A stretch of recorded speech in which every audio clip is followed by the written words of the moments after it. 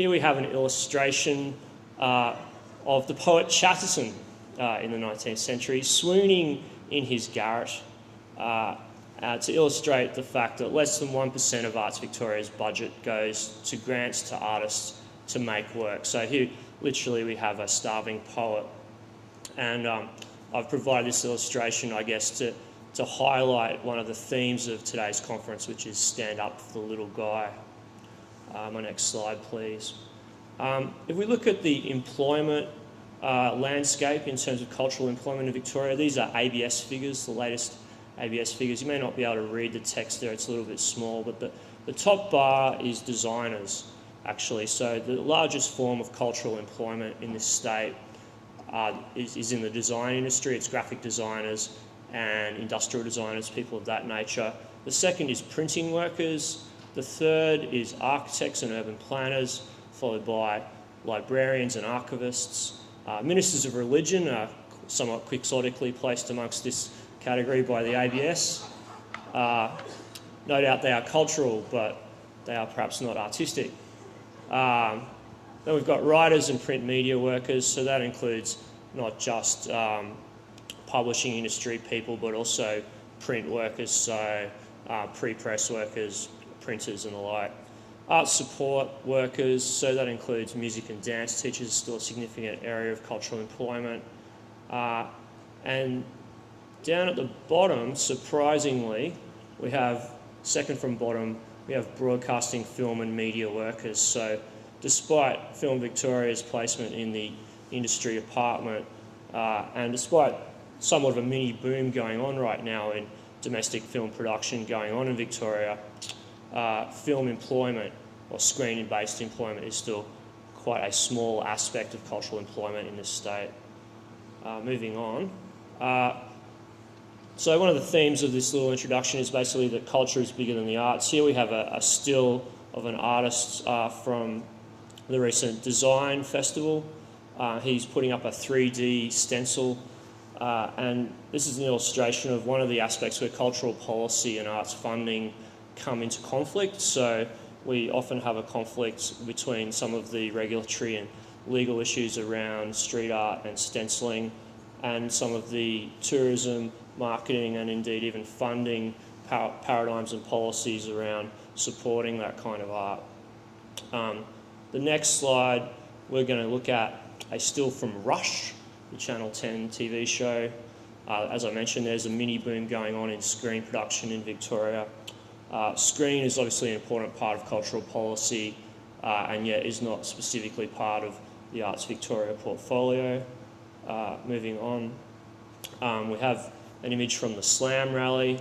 Liquor licensing, again, is an area that's outside of the purview of arts policy as we often describe it, and yet liquor licensing has very large impact on contemporary music venues, as we've discovered this year. And I will just talk briefly about the Slam rally. I think it was one of the most interesting moments in Australian cultural policy history in recent years, because it's the first example really of a large public protest about a cultural policy issue.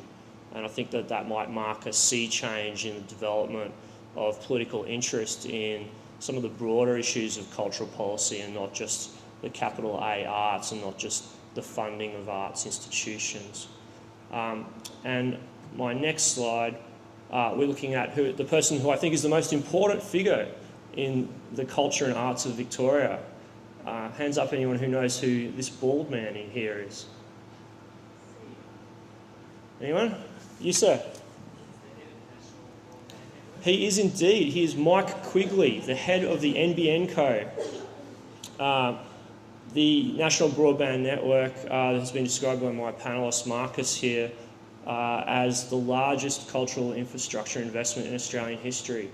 And so indeed it will be. It will be an incredibly important aspect of cultural infrastructure moving forward for this state. As we know, the NBN will be located in Victoria, and much of the content that will flow down those backbones and those fibre to your home will actually be cultural in nature, not just obviously downloads of music and movies and things like that, but broader interactive forms of cultural expression and indeed things like social networking.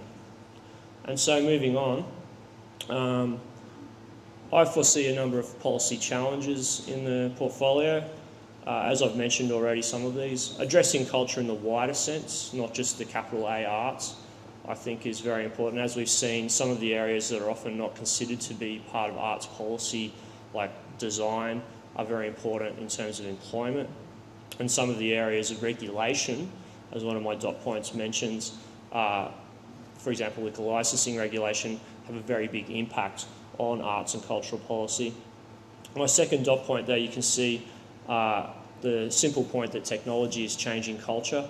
So the very nature of what we consider to be art and culture, artistic and cultural expression, is being radically changed by new technologies, including social networking, the internet, the digitalisation of various art forms. We've seen a real transformation in the structure of entire cultural industries like music and like newspapers owing to changes in technology. And that's changing the ability of those industries to support the arts, for example, by publishing records or by publishing newspapers.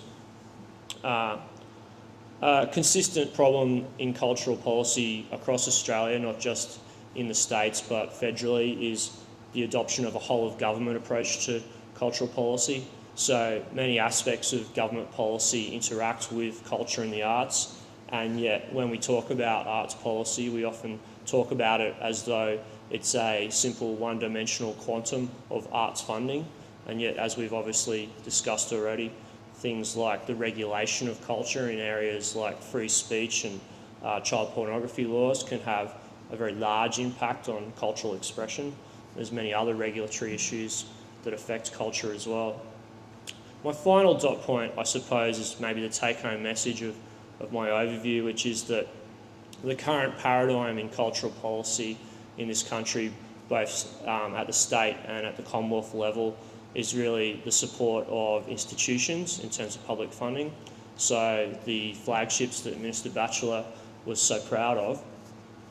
One of the perhaps unintended consequences of that policy paradigm has been a general lack of consideration and a lack of interest in the problems, the challenges and the opportunities of independent artists, of artists making work either individually or in small collectives or outside of the institutional paradigm.